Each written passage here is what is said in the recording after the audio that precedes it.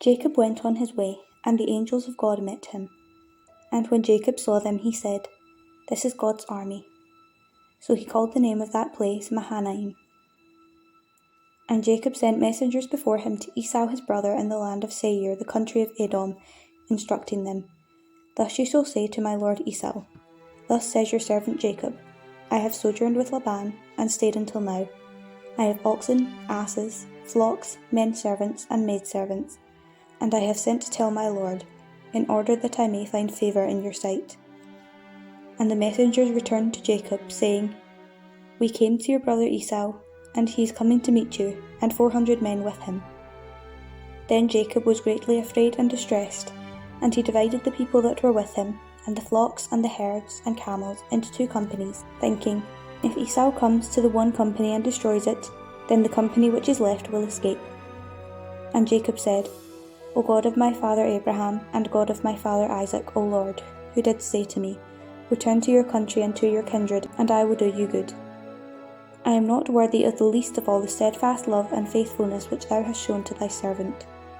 For with only my staff I crossed this Jordan, and now I have become 2 companies. Deliver me, I pray thee, from the hand of my brother, from the hand of Esau, for I fear him, lest he come and slay us all, the mothers with the children. But thou didst say, I will do you good, and make your descendants as the sand of the sea, which cannot be numbered for multitude." So he lodged there that night, and took from what he had with him a present for his brother Esau, 200 she-goats and 20 he-goats, 200 ewes and 20 rams, 30 milch camels and their colts, 40 cows and 10 bulls, 20 she-asses and 10 he-asses. These he delivered into the hands of his servants, every drove by itself, and said to his servants, "Pass on before me, and put a space between drove and drove." He instructed the foremost, "When Esau my brother meets you and asks you, To whom do you belong? Where are you going? And whose are these before you? Then you shall say, They belong to your servant Jacob. They are a present sent to my lord Esau, and moreover he is behind us." He likewise instructed the second, and the third, and all who followed the droves, "You shall say the same thing to Esau when you meet him, and you shall say, Moreover, your servant Jacob is behind us." For he thought, "I may appease him with the present that goes before me, and afterwards I shall see his face, and perhaps he will accept me." So the present passed on before him, and he himself lodged that night in the camp. The same night he arose and took his 2 wives, his 2 maids, and his 11 children, and crossed the ford of the Jabbok.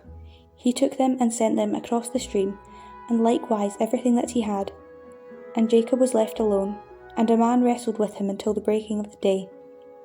When the man saw that he did not prevail against Jacob, he touched the hollow of his thigh, and Jacob's thigh was put out of the joint as he wrestled with him.